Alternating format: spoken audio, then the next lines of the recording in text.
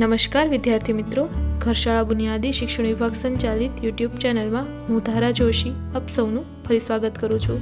ધોરણ 4 વિષય ગણિત, ચેપ્ટર 9 અડધું અને પા। આપણે આ ચેપ્ટરનું થોડું પુનરાવર્તન આની પહેલાંના વિડીયોમાં જોયું હતું અને અડધું પા એની સમજ મેળવી હતી અને કેટલાક વૈકલ્પિક પ્રશ્નો પણ જોયા હતા। આજે આપણે એમાં થોડું વધારે આગળ પુનરાવર્તન કરવાનું છે। ચાલો આજનો અભ્યાસ શરૂ કરીએ। હવે અહીં પહેલો પ્રશ્ન છે કે નીચે આપેલ આકૃતિમાં માગ્યા મુજબ રંગ પૂરો, એટલે કે અહીં જેટલા ભાગમાં રંગ કરવાનું કીધું છે એટલા ભાગમાં આપણે રંગ કરવાનો છે। હું અહીં તમને ટીક કરી અને એ ભાગ દર્શાવીશ, એ ભાગમાં તમારે રંગ કરવાનો છે। અહીં સૌપ્રથમ પહેલી આકૃતિ વર્તુળ છે અને એના એક સરખા 4 ભાગ છે। એમાંથી આપણને નીચે કહ્યું છે કે અડધા ભાગમાં એટલે કે 1/2 અડધા ભાગમાં રંગ પૂરો। હવે 4ના અડધા થાય 2 એટલે કે આપણે 2 ખાનામાં રંગ પૂરીશું। ત્યારબાદ બીજી આકૃતિ લંબચોરસ છે ને એની અંદર એક સરખા 4 ભાગ કર્યા છે। જો ત્રિકોણ જેવા ભાગ તમને દેખાશે, એક સરખા 4। અહીં આપણને કહ્યું છે કે 1/4 ભાગમાં રંગ કરો, એટલે કે 4માંથી 1 ભાગમાં રંગ કરવાનો છે। એટલે અહીં જો મેં ટીક કર્યું છે એમ 1 ભાગમાં રંગ કરીશું। તમે કોઈ પણ એક ખાનામાં, 4 ખાનામાંથી કોઈ પણ એક ખાનામાં રંગ કરી શકો। ત્યારબાદ ત્રીજી આકૃતિ જુઓ, એમાં આપણને 3/4 ભાગમાં રંગ કરવાનો કીધો છે। એટલે કે અહીં જો 2 ભાગ છે, એક નાનો ભાગ ને એક મોટો ભાગ। જે મોટો ભાગ છે 3/4 ભાગ છે અને નાનો ભાગ છે 1/4 ભાગ છે, એટલે આપણે અહીં મોટો ભાગ જે છે 3/4 એમાં રંગ કરીશું। ત્યારબાદ ચોથી આકૃતિ, એમાં એક સરખા 4 ખાના છે, ચોરસની અંદર 4 ખાના છે, એમાંથી 3/4 એટલે કે 4માંથી 3 ખાનામાં રંગ કરવાનો છે। જો અહીં મેં ટીક કરી છે એ 3 ખાનામાં રંગ કરી શકો, તમે કોઈ પણ 3 ખાનામાં રંગ કરી શકો। ત્યારબાદ પાંચમી આકૃતિ છે, એમાં એક સરખા અહીં આપણને 8 ખાના આપ્યા છે અને 8 ખાનામાંથી આપણને કીધું છે કે અડધા ભાગમાં રંગ કરો, તો 8ના અડધા થાય 4, તો અહીં 4 ખાનામાં રંગ કરવાનો છે। ત્યારબાદ વર્તુળ આપ્યું છે, વર્તુળમાં ભાગ કરી નથી આપ્યા એટલે આપણે એક સરખા ભાગ કરવા પડશે। તો અહીં વર્તુળમાં આપણે એક સરખા 4 ભાગ કરીશું અને એમાંથી 1/4 એટલે કે 4માંથી 1 ભાગમાં રંગ કરીશું। કોઈ પણ એક ભાગમાં તમે રંગ કરી શકો છો। તો આ રીતે આકૃતિ તમારી નોટમાં દોરી અને એની અંદર જેટલા ભાગમાં રંગ પૂરવાનું કીધું છે એટલા ભાગમાં તમારે રંગ પૂરવાનો છે। હવે ત્યારબાદનો સવાલ જોઈએ। નીચે કોષ્ટકમાં આપેલી વિગતના આધારે પ્રશ્નોના જવાબ આપો। અહીં કોષ્ટક આપ્યું છે, એમાં એક બાજુ શાકભાજીના નામ લખ્યા છે, એક બાજુ એની 1 કિલોની કિંમત લખી છે। તો ટમેટાના 1 કિલોનો ભાવ છે 30 રૂપિયા, ગાજર છે તો એનો 1 કિલોનો ભાવ 20 રૂપિયા, રીંગણનો 1 કિલોનો ભાવ 10 રૂપિયા, બટાકાનો 1 કિલોનો ભાવ 16 રૂપિયા અને ડુંગળીનો 1 કિલોનો ભાવ છે 18 રૂપિયા। એવું અહીં આપણને કોષ્ટક આપ્યું છે। તો એના ઉપરથી પ્રશ્નોના જવાબ આપણે આપવાના છે। પહેલો સવાલ છે કે અડધો કિલોગ્રામ ટમેટાના કેટલા રૂપિયા થાય? તો 1/2 એટલે અડધો કિલોગ્રામ। તો અહીં આપણે અડધો કિલોગ્રામ ટમેટાના ભાવ કહેવાના છે। તો 1 કિલોગ્રામ ટમેટાનો ભાવ અહીં આપણને કોષ્ટકમાં આપ્યો છે 30 રૂપિયા। તો અડધો એટલે 30ના અડધા કરવાના, 1 કિલોના અડધા। તો 30/2 કરીએ, તો 30/2 એટલે કે 15, કારણ કે 30ના અડધા થાય 15, એટલે કે અડધો કિલોગ્રામ ટમેટાના 15 રૂપિયા થશે। ત્યારબાદ બીજો સવાલ આપ્યો છે કે 1/4 કિલોગ્રામ ગાજરના કેટલા રૂપિયા થાય? 1/4 એટલે ચોથો ભાગ। તો અહીં 1 કિલો ગાજરનો ભાવ છે 20 રૂપિયા। તો 20ના એક સરખા 4 ભાગ કરીએ, એટલે કે 20/4 કરીએ, તો 4 પંચાને 20 એટલે કે 5 રૂપિયા। એટલે કે 1/4 કિલોગ્રામ ગાજરના થશે 5 રૂપિયા। ત્યારબાદ ત્રીજો સવાલ છે 3/4 કિલોગ્રામ બટાકાના કેટલા રૂપિયા થાય? 3/4 કિલોગ્રામ એટલે કે 1 કિલોગ્રામના એક સરખા 4 ભાગ કરીએ, એમાંથી 3 ભાગ, એટલા બટેટાના કેટલા રૂપિયા થાય?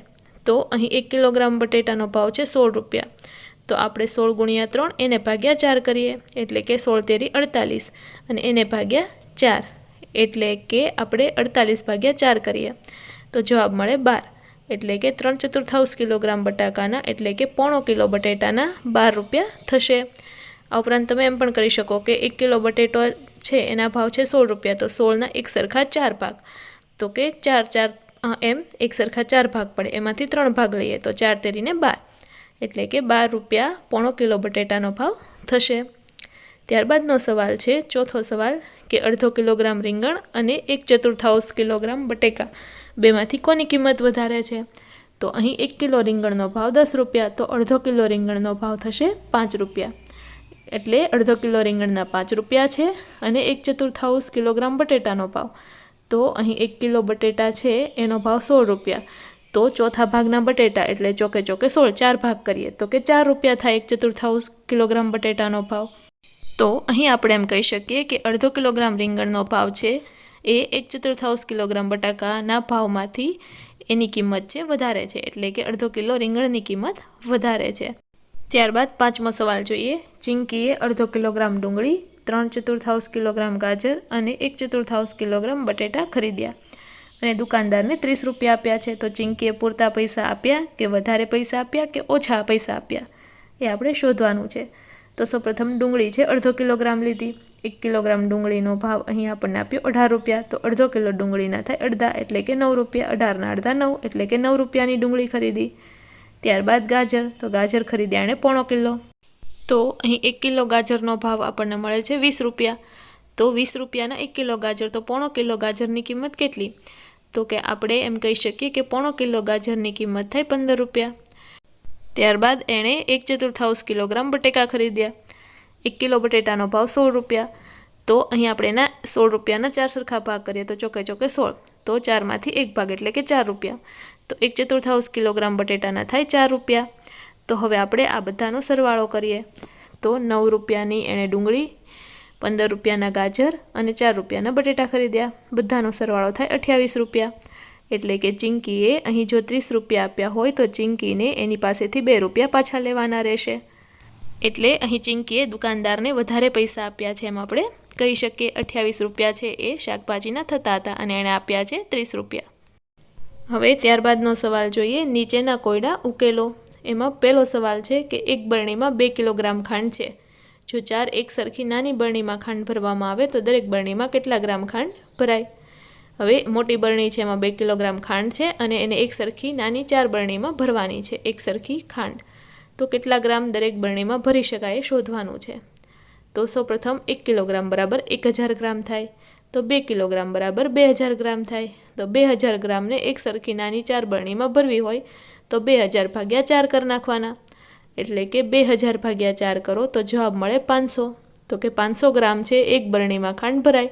એવી 4 બરણી, તો કે 4 બરણીમાં 500 ખાંડ ભરીએ એટલે 2000 ગ્રામ ખાંડ એટલે કે 2 કિલો ખાંડ છે એક સરખા ભાગે એક સરખી નાની બરણીમાં 4 નાની બરણીમાં ખાંડ સમાઈ જાય. ત્યારબાદ બીજો સવાલ આપ્યો છે કે પ્રાચીએ શનિવારે ચોથા ભાગનું અને રવિવારે અડધા ભાગનું ગૃહ કાર્ય કર્યું. તો તેણે 2 દિવસમાં થઈને કેટલું ગૃહ કાર્ય કર્યું? તો જો એણે શનિવારે ચોથા ભાગનું એટલે પા ભાગનું કામ કર્યું અને રવિવારે અડધા ભાગનું કામ કર્યું. તો અડધું વત્તા પા એટલે કે અડધા ભાગનું અને ચોથા ભાગનું એટલે ટોટલ એણે અહીં આપણે એમ કહી શકીએ કે 3/4 ભાગ જેટલું કામ કર્યું છે.